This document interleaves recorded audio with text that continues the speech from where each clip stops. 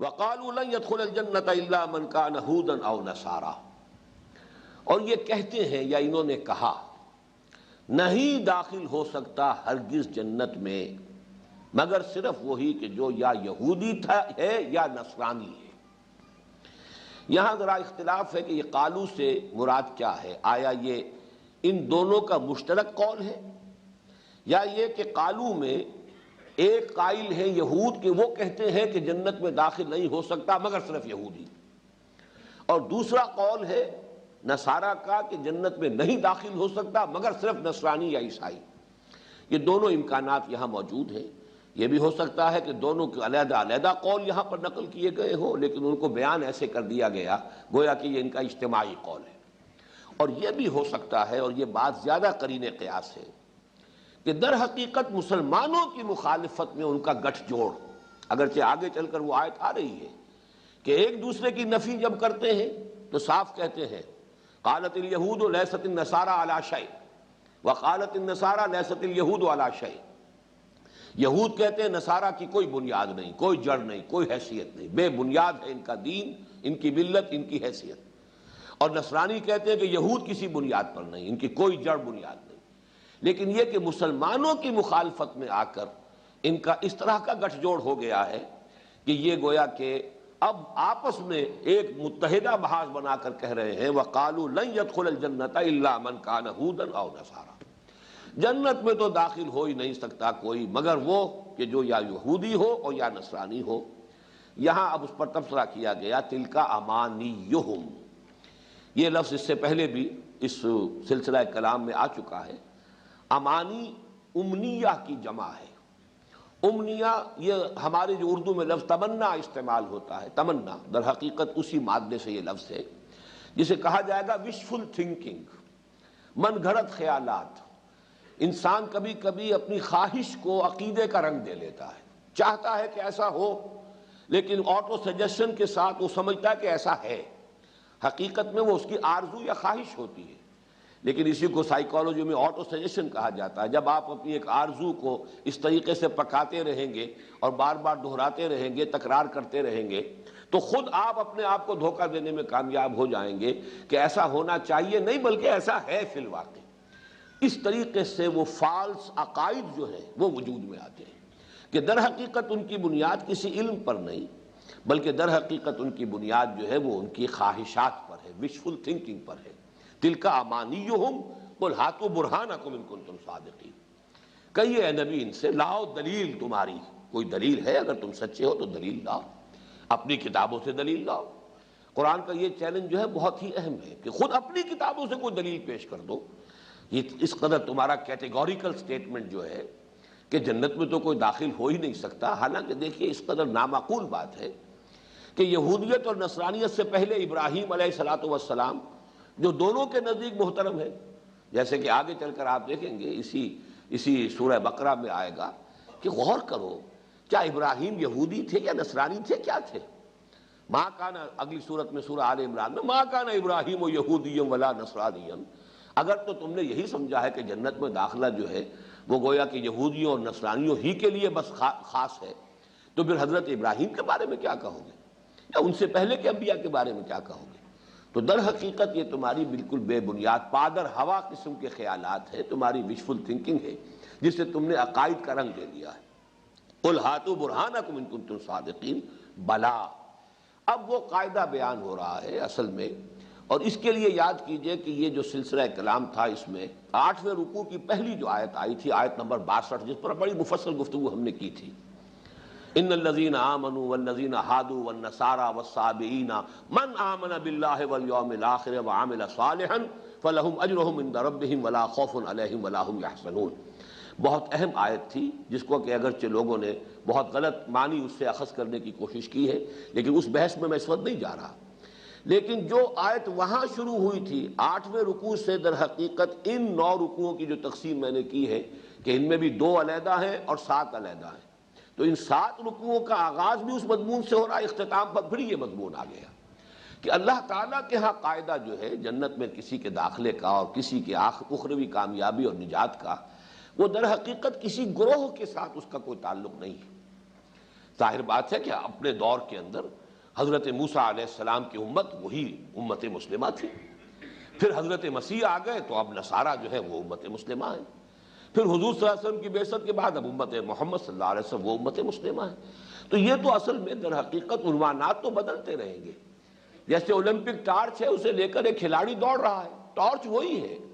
کھلاڑی بدل گیا ہے، کچھ دور تک وہ دوڑ کر لے گیا اس کو، اس نے اگلے کھلاڑی کو پکڑا دی ہے، اب وہ لے کر دوڑ رہا ہے۔ یا جیسے شیر شاہ سوری کے زمانے میں شروع ہوا تھا ڈاک کا نظام، تو ڈھاکے سے لے کر اور پشاور تک جو ہے 30-30 میل کے فاصلے پر چوکیاں بنی ہوئی تھی، اور ہر چوکی کے اوپر تازہ دم گھوڑے موجود ہیں، سوار موجود ہیں، ڈاک کا تھیلا چلے گا ڈھاکے سے، 30 میل کے بعد گھوڑا بھی بدل گیا اور سوار بھی بدل گیا، ڈاک کا تھیلا وہی ہے۔ تو یہ تو دین ہے جو چلا آ رہا ہے، دین وہی ہے، دین تمام رسولوں کا ایک ہی ہے۔ شرع لکم من الدین ما وصی بہ نوحا والذی اوحینا الیک وما وصینا بہ ابراہیم وموسیٰ وعیسیٰ، یہ دین تو ہمیشہ سے ایک ہی رہا ہے۔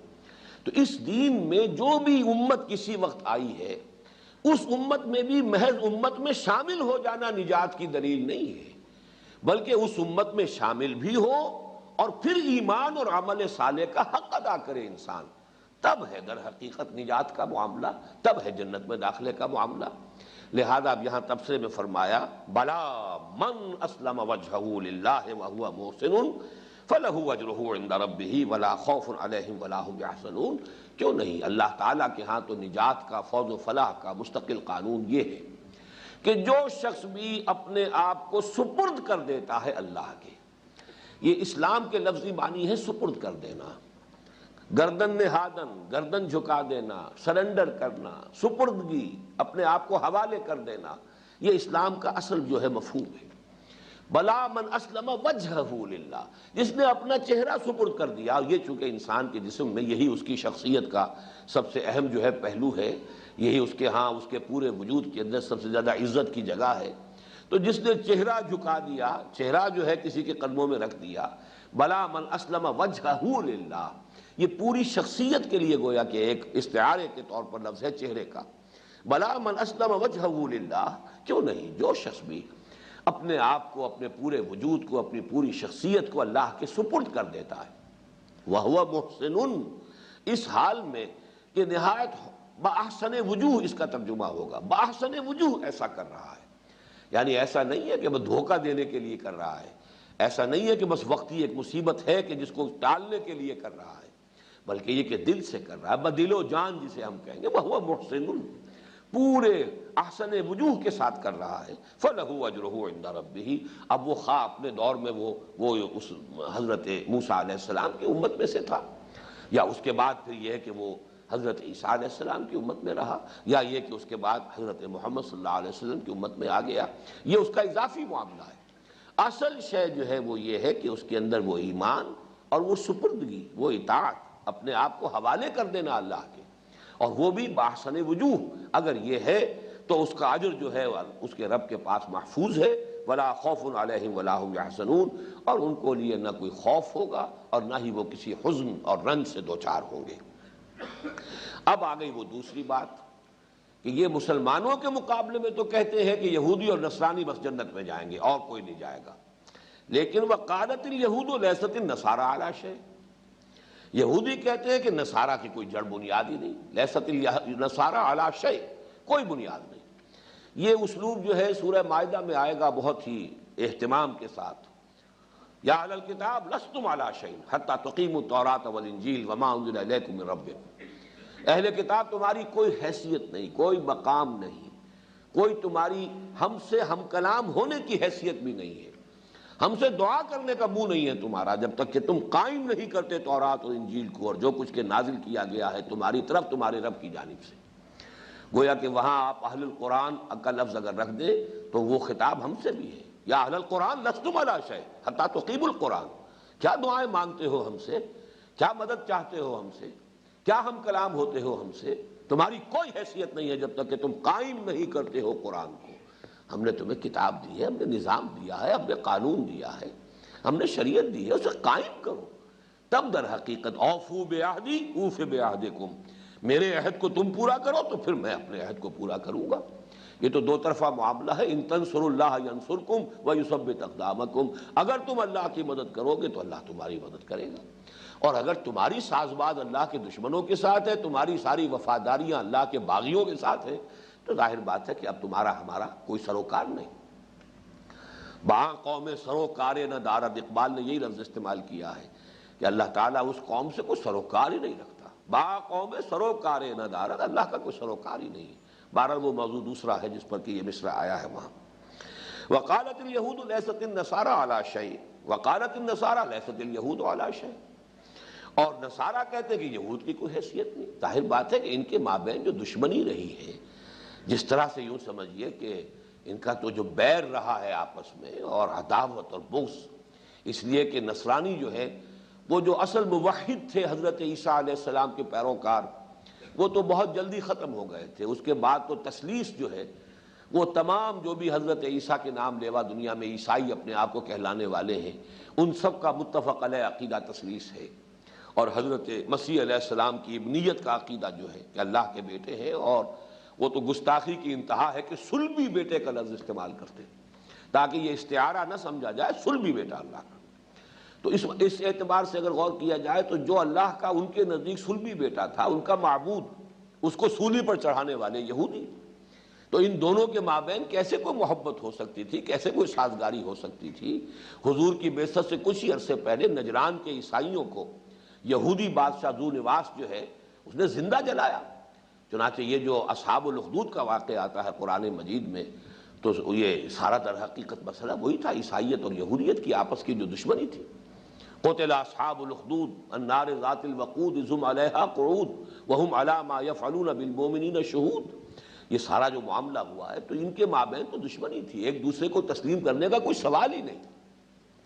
یہ تو اصل میں پچھلے کوئی 400 برس میں بڑے ہی ایک حکمت کے انداز میں، اور بڑی یوں سمجھیے کہ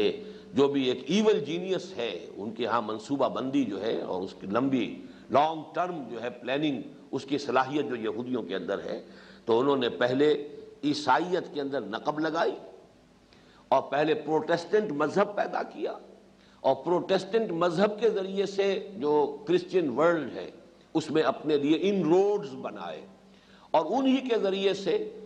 سود کی اجازت یورپ میں حاصل کی، اور پھر پورا جو مالیاتی نظام ہے اس کو اپنے تسلط اور شکنجے میں لے لیا، اور اب ہوتے ہوتے وہ یہاں بھی پہنچ چکے ہیں کہ جو رومن کیتھولک عیسائیت ہے اس سے بھی ان کی پوری مفاہمت ہو چکی ہے۔ چند سال پہلے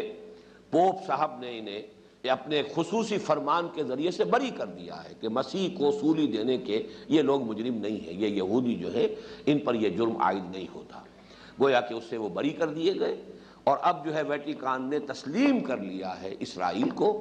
اور پوپ صاحب کا وزٹ اب ہونے والا ہے یروشلم کا، اور یروشلم میں ویٹیکان کا جو سفارت خانہ ہے کھلنے والا ہے۔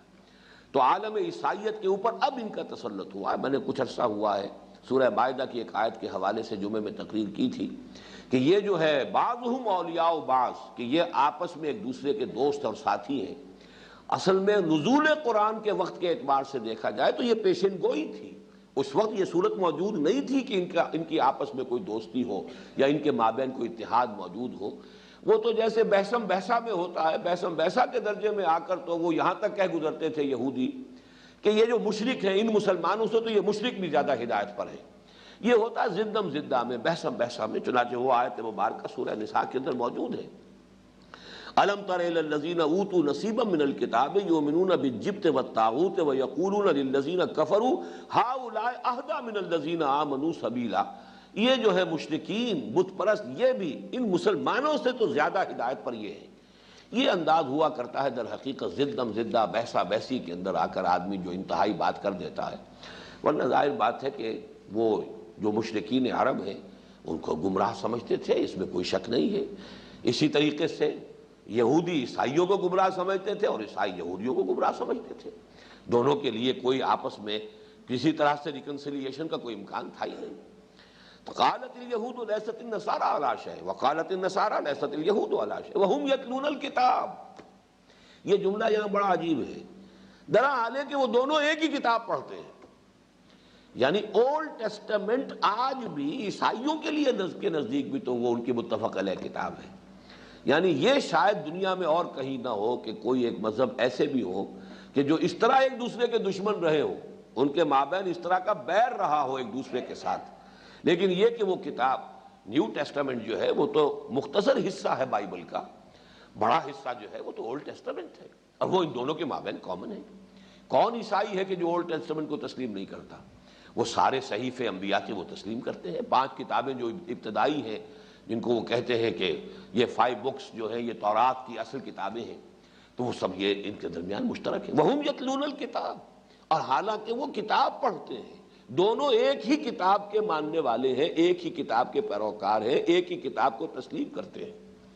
كَذَلِكَ قَالَ الَّذِينَ لَا يَعْلَمُونَ مِثْلَ قَوْلِهِمْ، اسی طرح کی بات کہی تھی ان لوگوں نے بھی کہ جن کے پاس کوئی علم ہے ہی نہیں۔ یہ علم نہ ہونا مراد کیا ہے؟ یعنی جو مشرکین عرب تھے کہ ان کے پاس تو کتاب تو ہے، تورات تو ہے ان کے پاس، اولڈ ٹیسٹمنٹ تو ہے جس پر یہ متفق ہے، ایک اور بھی ہے، ایک 5ویں سوار بھی ہے۔ یہ گویا کہ بڑا ایک انداز جو ہے اس کے اندر تھوڑا سا ایک لطیف انداز ہے کہ یہ تو پھر بھی ایک دوسرے کے خلاف جو باتیں کرتے ہیں تو کوئی بنیاد ان کی ہے کہ جس پر کہ یہ قائم ہے، ایک کتاب ہے، ایک شریعت ہے، ایک کتاب جو ہے